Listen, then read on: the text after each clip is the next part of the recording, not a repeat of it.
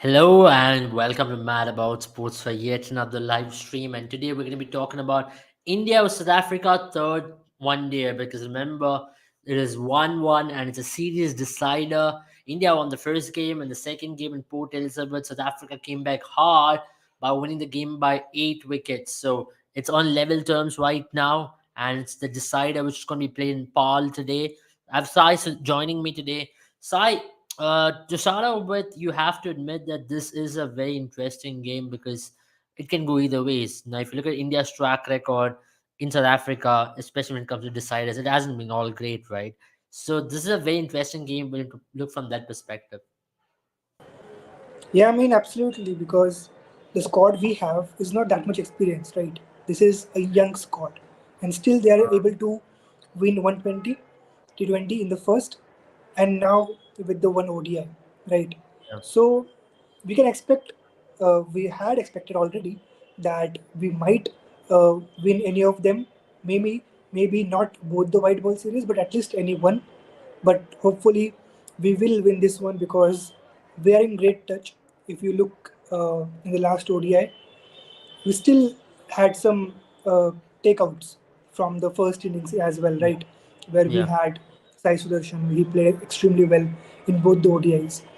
So Mhm. yeah, we do have some positives coming up in this game as well.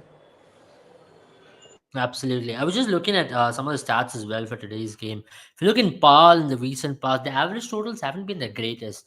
How do you see that playing out? If you look at India's team in the recent past as well, they like to play on good surfaces, right? And if you look at this team from the top order onwards, they're all pure stroke makers. And for someone like a Sai Sudarshan as well, he's experienced playing domestic cricket, but in international cricket, obviously, he's got off to a good start. But it's going to be a new challenge, especially in South Africa. Decider. How is that going to really affect the youngsters? Now let's talk about Ruturaj Gaikwad, who hasn't had the best of series. Then Sanju Samson still has to get going. How do you see that play out? Yeah, I mean, if you talk about the conditions, then yeah, for sure, it will be again difficult because even though it's the decider, but still it has more advantage towards the host, right? Because they know the conditions very well, and we do have seen their power in the second ODI because they they were in the way where we have seen that it was not even close in the second game, right? Except the first innings where we did show some fight, but in the second innings it was never close, and that shows the power they have. But still, their experience they have in the middle order that we don't have. That may be a factor. Again, decider is always a kind of a knockout game. Today is a knockout game as well in terms of a decider game. So this pressure is there if you talk about for the youngsters that we have. So this is what we want, right? And as I have seen some of the interviews previously, so these youngsters have been already the part of India A side initially, right? Yeah, And they yeah, know the conditions also. It's not like they are completely new to this. So I feel they yeah, will kind of implement their learnings as well in coming to this yeah, ODI. But yeah, again, as it's decider, so again, knockout pressure is important because now, yeah. if they win from this situation, then for sure they can be able to absorb the further tournament pressures. But let's talk about last game as well, right? Last game, I thought we really got off to a start very slowly. That's one of the factors. Any possible changes from India is what Supreme Hanjaban asks us. Yeah, that's something which we'll talk about right now. I'm expecting at least one change. Maybe instead of Tilak Verma, I'd really want to see how Rajat Patidar goes about because you've really backed Tilak Verma for so long. But let's just see Rajat Patidar because he's part of the squad for so long. Last year also he was part of India squad. I think it's about time he gets a debut, and it'll be good to see how he goes about. Or maybe even Yuzi Chahal for today. What do you think about it? Can we see someone like a Rajat Patidar make his debut for India today? Yeah, I mean, to be honest, if you had to do some changes, then that has to be done in the first two games, not now, because now it is the decider. So, but yeah, anything can happen. But still, now we don't want to disturb the momentum that we had in the batting lineup. Also, coming up in the final, coming up in the decider game, again, what if he fails, and then again, other questions will raise up eventually, right? So I don't feel any changes will happen. If any changes will happen, it will be in the bowling side, not particularly in the batting unit. Interesting. But that's why I want to talk about last game as well. Last game we lost 5 wickets for 50 odd runs. What do you think about that? Because I thought we got off to a very slow start and we were always low of run rate. We were having a run rate of close to 3.94. That really went against us, isn't it? When we started losing wickets, then all of a sudden we were having a very low score, plus we did not have wickets as well. Now you don't want to rectify it in a game like this, especially I thought that partnership between KL Rahul came to the crease when he was having the partnership with Sanju Samson as well. That really sucked the momentum out of the game. Now that's one criticism we've had of KL Rahul time and time again. Whenever he comes into bat, he really puts a halt into the innings regardless of what the situation is. Maybe sometimes he has to play slightly more different in these kind of situations, you reckon? Yeah, I mean that can be done. Like Rohit have done it for us in the World Cup, right? But Yeah, now, as he is the captain, so again a captaincy pressure will come up because if he gets out early, then we don't have yeah, anyone to cover that one, right? yeah, So, firstly, captaincy again a powerful middle order, uh, which we have India, not completely, but KL Rahul itself is a powerful batter in terms of a middle order. So that may be a thought that if I change the approach, if I change the momentum over here, then what if I gave my wicket and then afterwards we don't have anyone to cover that loss, right? yeah. So I don't feel any issues with the approach right now because, to be honest, if you talk about the approach, then I don't see anyone who can play the anchor role right now in the squad because our top three is dominant on the pace. They love to face the pace. They love to go for the shots. But the middle order like Shresh Iyer and KL Rahul, they know how to pace the innings as well, which our top order don't know currently, right? So that's why I don't feel any issue with the approach he have. Again, he's the captain, so nothing to worry about because this is the same approach which he has been doing for India from very long years. So I don't think any issue with that. Absolutely.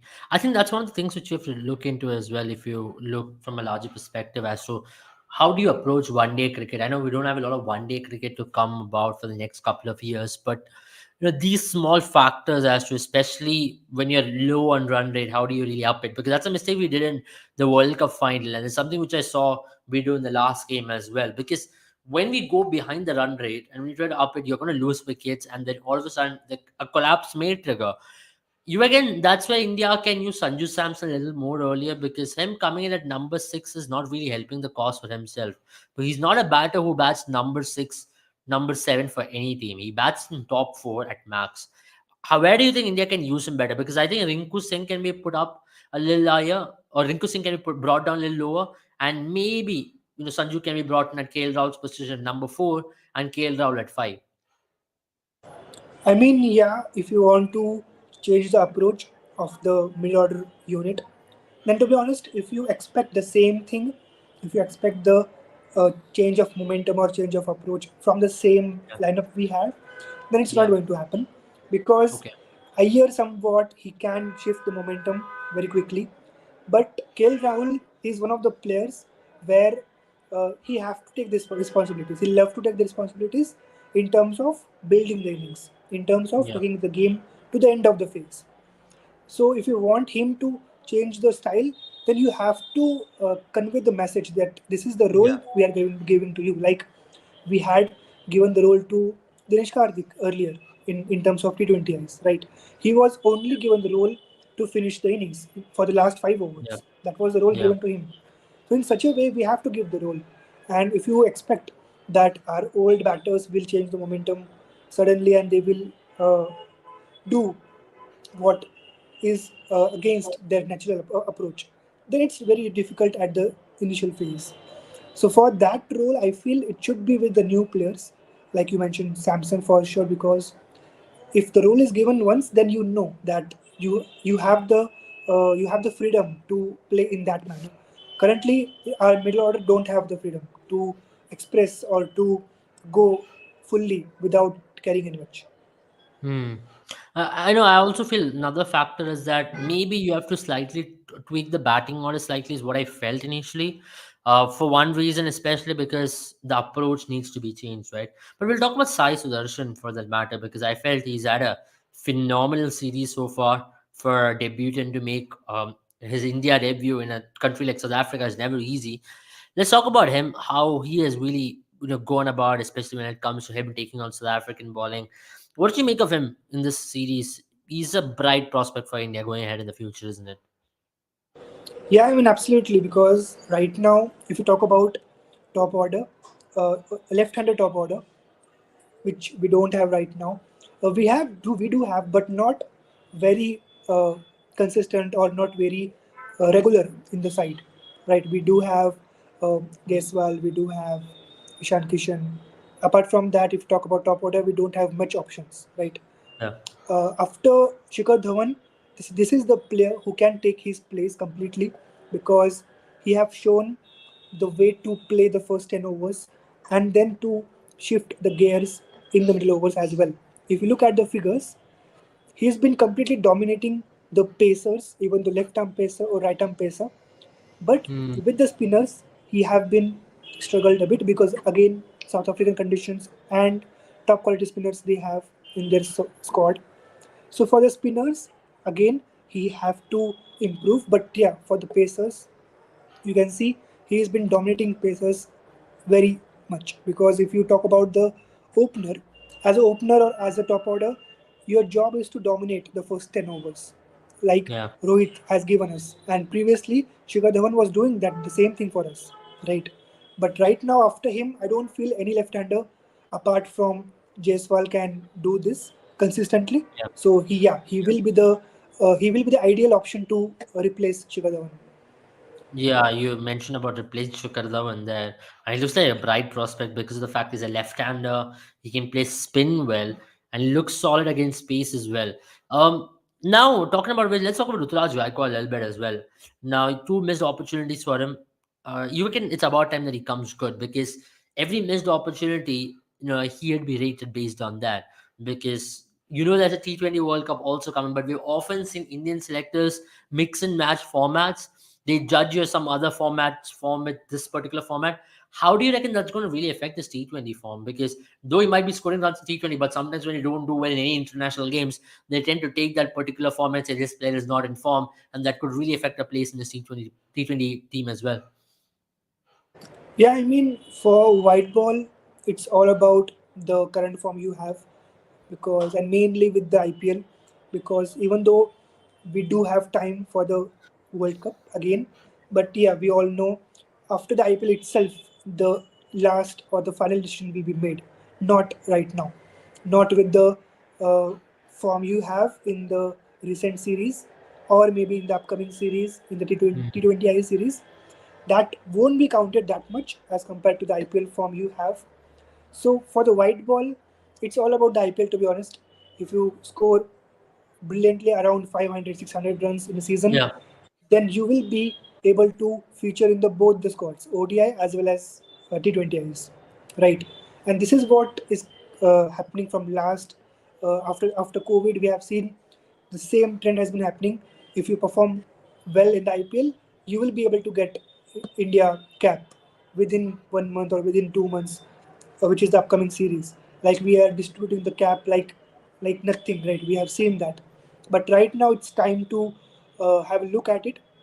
Also, the Indian players, if you, I just want to add one kind of off-topic thing here over here, is that right now the Indian players are not that much.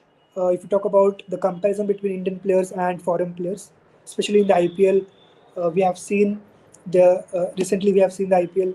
So in auction over there, we have seen the difference we have in the top Indian players and the top foreign players, right? So that simply says that uh, whatever a top Indian player should deserve, he's not able to get it. Why? Because of yeah, the loyalty. Because he's in the if he gets a choice to go to the auction, then we all know Bumrah can always break the bank beyond 20 CR, right? Same happens with the other players as well because of the loyalty, because they are dedicated towards their team. They are with the squad. Same goes with other formats, right? Once you talk about T20Is and ODIs, you feel that this play will be only for T20Is, he is dedicated towards it. So you will not give him that much of opportunities in terms of ODIs, which happened uh, depending on the year. Right now it's T20 World Cup, so you will not give enough opportunities to the ODI players. They will be only playing ODIs like Akshay Patel, or maybe if you talk about any other player if you have in your mind.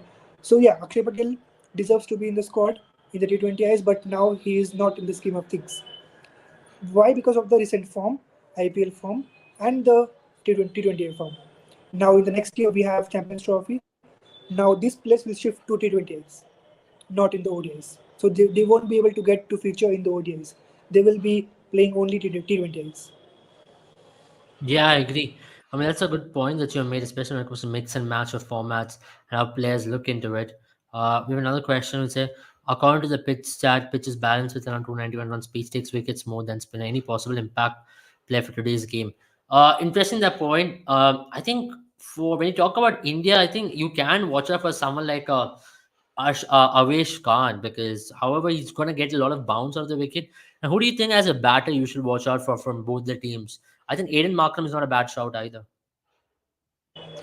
Yeah, I mean, if you want to go something out of the box, then I'll go with Klassen because he haven't been that much effective.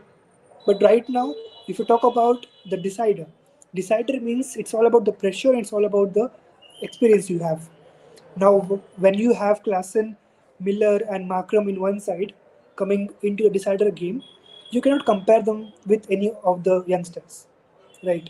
So the pressure that you have, even though it's just an ODI, but still, for these players, they have to go for it. It's not like the South Africans will let it go. Let's play normally. They will not Yeah, take it normally, like they yeah, had in the first two games, right? So now it depends on the experience and the pressure handling skills that they have. I'll go with Klassen for today's game. interesting that you go for Klassen. If I have to pick an Indian batter, I think not a bad one to pick. Rinku Singh maybe. He might just come good. He might just not play the biggest of knocks, but he could be impactful when it comes to playing a quick 550 or a quick 530, which could really help, especially when it comes to larger context. Another bowler from South African perspective, I'd say Nandre Berger, who had a decent game last time around. The left arm seam coming into Ruturaj Gaikwad has troubled him, and also considering the fact that Indian batters, especially up front, might slightly struggle, is not a bad option to go with Nandre Berger as well. He's also got an IPL lead recently, so he's a commodity high on demand. But yeah, talking about which, considering the factors, considering the conditions, do you reckon India will win the toss and ball first once again? Yeah, I mean, uh, if we talk about our strength for the game, the strength for the game today is batting, to be honest, right? In terms of the batting we have, and in terms of bowling, only Ashdeep and Avesh. Apart from them, we don't have anyone kind of lethal where you can scare of him initially. So yeah, I feel I got a news that Rajat is playing today. He has an ODI debut today Yeah. because of the uh, podcaster they're showing. So yeah, again. So Yeah, yeah, Rajat now Patidar gets his ODI debut. It's a big moment. yeah, again, because now it's about the skills, because you know how to play these games because they have been playing domestic games like knockouts or deciders or kind of any semi-final finals for their domestic teams, also for Yeah, IPLs, and now it's coming yeah, to the national side. So now it's a real test. The real yeah. test for Rajat, if Rinku is there, for Rinku, for Sai Sudarshan, I think for if you're Avesh, playing for Rajat, then you everyone. should play him at number three, right? I really see him come instead of someone like a Tilak Varma because he's played that role. Let it be for Madhya Pradesh or let it be for RCB or wherever he is played, even for India, he has played that role. But let's talk about Rajat Patidar. What do you make of this guy? Because there's a lot of hype about him. He's done phenomenally well in domestic cricket for the very small, very short period wherever he's done in IPL. He scored 100 in a knockout. But Madhya Pradesh, you can say, is a star icon for Madhya Pradesh in domestic cricket. Has done the hard yards right and finally gets a call. What do you make of this batter? Yeah, I mean, he has been the player to watch out for, to be honest, because uh, it was just a short span of couple of games that we have seen where he have been outstanding. But now the real test, as I said, the players like Rinku or Rajat or maybe Avesh, this is the day or the decided day where you have to perform, right? Like we were expecting, we will always expect these players to perform in pressure games, right? So now is a real test for these players. And as he's from the Madhya Pradesh to over there, the players that we have is more spin friendly. They know how to play spin effectively. And for these two couple of games, the first two games of the series, we have seen their spinners has been they are struggling Indian batters, especially our top order.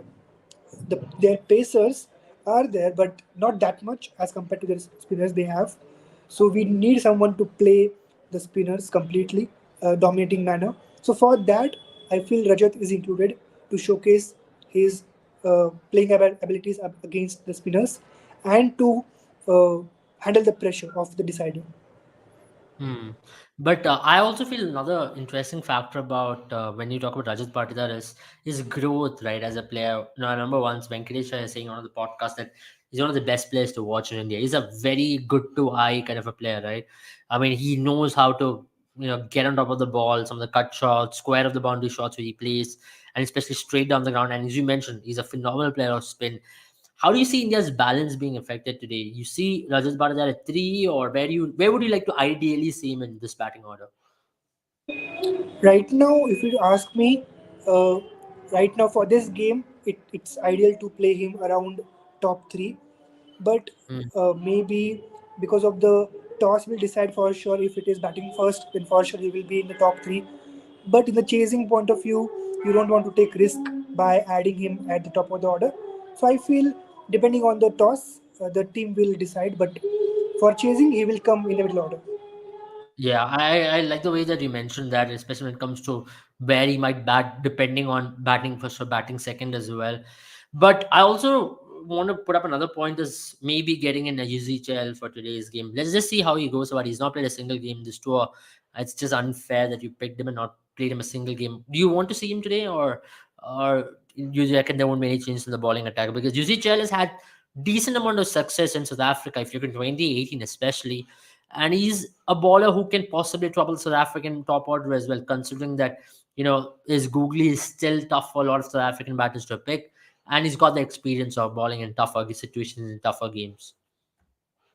Yeah, I mean, because he has been the bowler for us in all the important games. If we talk about overseas games, in terms of overseas tours, so he have been the bowler to watch out for, right? But I don't feel uh, the team will make multiple changes to the squad, as we had the news of Rajat Patida. So it's difficult to play two newcomers, not newcomer, but two changes in the squad. If you talk about for this game, but yeah, I wanted to see him for the first two games as well. Why not, right? Why only for the last game? But now I feel because now it's all out the audition point of view for the next year's Champions Trophy. So I don't feel there are any questions on UCHL. But yeah, Yeah. again, as I said, for white ball, it's all about IPL form. Once you have the IPL form, you will be able to play T20Is as well as ODIs. Right, right. And I think it's a big day for someone like Rajat Patidar. Alongside that, I also feel it's a big day for a lot of these youngsters. If Sai Sudarshan comes good once again, or Ruturaj Gaikwad can play a clutch moment knock that he like he always does in the IPL, I think he's going to be remembered for a long time. I need some more strength and weaknesses of both teams. I think for India, especially, one of the weaknesses, if I have to point out, is going to be how they maintain the rate. Considering that they don't trigger a collapse, one of the biggest issue for India is going to be how they're going to be, especially if they're batting first. For South Africa, I'd say their weakness is also going to be very similar. If South Africa are batting first, how they're going to really build upon it. Because remember, in the last match as well, South Africa were chasing. They were slightly lucky. There were a lot of plays and misses. It was a good spell of bowling by Mukesh Kumar and Ashdeep, but they were unlucky. They did not get wickets. So for both their teams, I'd say the weakness is going to be about how they're going to survive the first 10 overs and how they can build on them. Especially with South Africa, uh, they you saw in the World Cup they were very comfortable batting first, but it's not the case when they've gone back to South Africa. They're not quite sure of how they want to go about it. It's a slightly different team as well. But either ways, I think when it comes to strength, I'd say for India, it has to be the top order batting. If the top four can come good, the likes of Sai, Ruturaj, maybe today Rajat Patitar and KL Rahul, that really put up a really strong strong base. For South Africa, I think the strength is going to be once again their bowling plus their middle order batting. What do you think about it, Sai? Yeah, I mean absolutely. For India, it will be always the top order because these players are fearless. If you look about their approach, they have been fearless in the first 10 overs, irrespective of the bowler, irrespective of the reputation of the bowler, right? So I feel this top order should again firepower again today. They have to Mm. capitalize the first 10 overs, and once they, if both the openers survive the first 10 overs, then anyone can accelerate and take it to the end of the game. Yeah, Anyone from the both, right? They can do it. In terms of weakness, I feel our spin bowling a bit weakness. Why? Because because of the opportunities. They haven't got enough opportunities in the first two games. In the first game, especially, they didn't got any opportunity. But yeah, in the second game, they did got. But I feel it was too late to bring the spinners because we were operating with the bowler pacers initially. So as soon as the power play gets over, we have to operate with the spinners because that's the ideal situation where uh, you can decrease the run rate as well. Also, you can create the opportunities. But yeah, after the first game, it has been only one game with our spinners, right? So today is the day where they have to also come up with some strategies in terms of decreasing the run rate, also to create the opportunities for India. And for South Africa, the top order, not the whole top order, but the Centurion who have been Tony. For him, I feel once you have 100 against India, even though it's a home condition, but still it's India, right? Once you have 100, I feel, I remember QDK had the same approach. Was it in Africa or was it in India? I don't remember he that. had he had the same approach in that In if you remember, yeah, in 2013 he scored against India, but when India traveled back, when he came to India in 2015, he scored there well as well. So both the times he's had a good record against India as a left-hander. So yeah, I mean, I think we've lost sight for a slight bit there, but the update is that South Africa won the toss and have put India to bat first once again. So it's a good task for Indians to come good and maybe post a big score. And to add to that, it's not going to be easy because you have to understand that this young team will be tested again if there's moisture on the pitch. This Indian top order will be tested, and South African paces will look to test an inexperienced Indian top order. So, what do you think about that? Now that India are batting first, how do you see things play out? What will be an ideal total that India will be looking at? I think Sai is still facing some issues. But yeah, I'm just going back to the point where I was making. I think India would ideally like somewhere around 280, 290, and then put pressure back on South Africa. If you look at Paul, it's been one of those grounds where it has turned, right? If you look at SA20, if you look at the games where South Africa have played, it's one of the grounds where the ball have turned a slight bit. So India would want anything in the mix of 290, 280. So that's how India would want to go about it as well. And if it stays true throughout the innings, I personally think South Africa will have a big advantage. But if it breaks down slight bit, I think the Indian spinners can come into it very well. I think that's about it from us, especially for today's game. Thank you for joining. If you're new here, don't forget to subscribe and check out our channel for daily sports updates and content. And also check out our Instagram page for latest sporting updates. And check out our course with Mad About Sports if you are into analytics or numbers. Have a good day, all of you. Bye bye.